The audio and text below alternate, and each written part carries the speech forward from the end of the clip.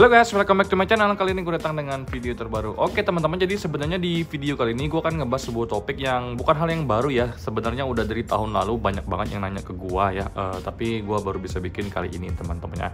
Jadi di video kali ini kita akan ngebahas tentang misalkan kita itu pengen nyicil iPhone di iBox itu bisa atau nggak sih guys ya. Nah, jadi tanpa banyak basa-basi kita langsung masuk aja ke video pemesanan kita berikut ini. Let's go. Oke guys, jadi sebenarnya banyak banget yang nanya ke gue, bang, kalau misalkan mau beli iPhone di iBox itu kalau nyicil itu caranya gimana sih, pembayarannya via apa aja. Jadi sebenarnya banyak banget yang nanya ke gua.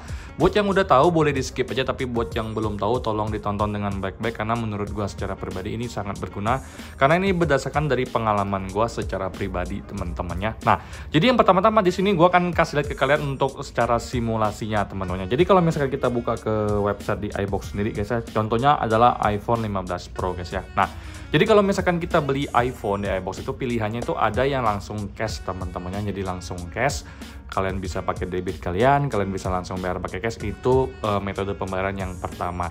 Kedua, kalian bisa nyicil. Nyicil itu bisa menggunakan kredit card atau kartu kredit teman-temannya. Nah, untuk kartu kredit apa yang support itu kalian bisa cek sendiri di link iBox-nya. Di sini tuh kalau misalkan kalian buka ke link iBox-nya, kalian udah pilih, misalkan kalian udah pilih iPhone 15 Pro, di sini itu akan ada simulasi cicilan 0% dan diskonnya teman-teman. Nah, kalau dari pengalaman gue secara pribadi, kalian cicil menggunakan kartu kredit itu tidak ada penambahan biaya atau bunga karena ini bunganya 0% teman-teman. Jadi kalau misalkan untuk harga iPhone 15 Pro ini 19.249.000 teman-teman. Kita misalkan cicil menggunakan BCA. Nah, di sini BCA atau BNI. Nah, untuk BCA kita klik di sini, ini ada pilihan 3 bulan, 6 bulan dan 12 bulan. Jadi 12 bulan atau 1 tahun itu 1.600.000 teman-temannya. Nah, di sini akan gua cek langsung bareng-bareng sama kalian teman-temannya. Kita buka dulu untuk kalkulator kita. Nah, di sini kalau untuk cicilan 12 bulan itu adalah 1604 di 083 kita kalikan dengan 12 bulan.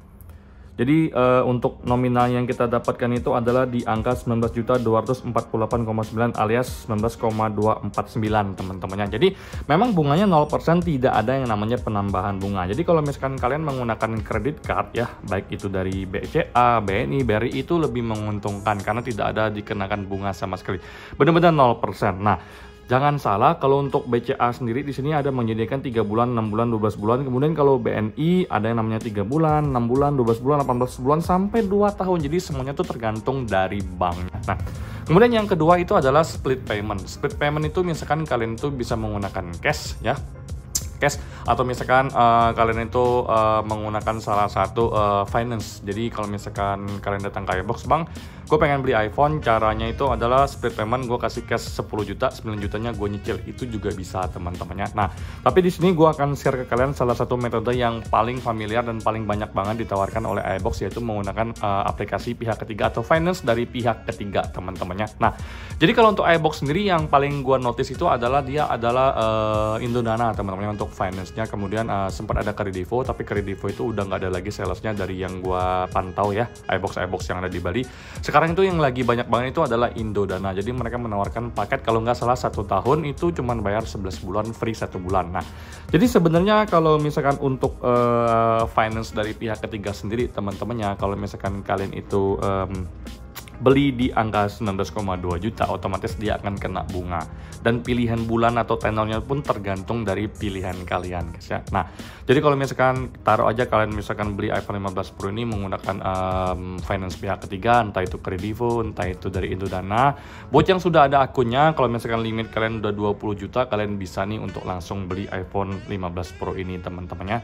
Buat yang belum ada, kalian bisa langsung diarahkan untuk bikin langsung sama sales yang bersangkutan dan dicek limitnya berapa. Nah, kalau misalkan kalian cuma dapat limitnya 10 juta, kalian bisa tambahkan cashnya sisanya berapa, itu sesuai dengan perhitungan yang ada di store teman-teman. Jadi kalau misalkan pengen kredit itu, gue kasih contoh yang paling gampang ditemui teman-temannya. Nah, di sini kita langsung cek ke iPhone 11 saja. Di sini gue ke iPhone 11. Nah, Jadi kalau misalkan kalian untuk iPhone 11 sendiri di angka 6,2 juta guys ya. Jadi 6,2 juta sedangkan limit dari finance kalian atau misalkan entah kredivo kalian, entah Indodana kalian itu cuman di angka 6,5 juta. Itu kalian udah bisa beli iPhone 11 ini teman-temannya. Nah, jadi kalau misalkan kalian menggunakan aplikasi pihak ketiga atau finance pihak ketiga, otomatis bunganya lumayan gede guys ya. Kalau nggak salah itu bunganya selama 1 tahun tuh hampir 20-25% kalau nggak salah ya.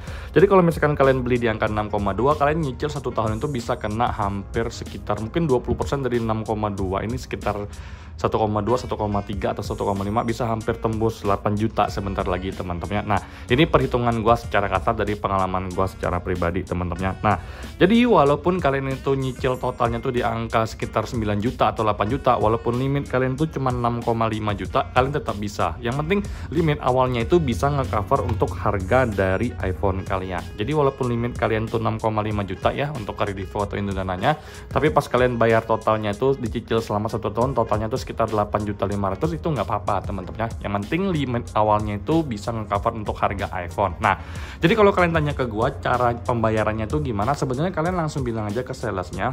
Kalau misalkan untuk bang, kalau misalkan mau pakai Indodana gimana? Nah, nanti salesnya akan mengarahkan kalian. Kalau misalkan kalian sudah ada limit dan cukup, kalian langsung diarahkan dan cicilannya berapa, kalian setuju, kalian bisa langsung proses dan transaksi teman-temannya. Nah, dan jangan khawatir guys ya, kalau misalkan kita beli cash dan juga beli cicil itu nggak ada beda sama sekali, persis sama dengan cara kita beli cash ya. Untuk unitnya juga bagus saja, nggak ada masalah sama sekali, dan juga pelayanannya sama persis. Cuma memang kebanyakan sekarang gue ngelihat itu kalau untuk sekarang itu banyak banget finance dari Indodana ya, yang hijau-hijau di iBox yang ada di Bali ini. Itu yang bisa gue share ke kalian. Tapi di sini disclaimer juga dari gue guys ya.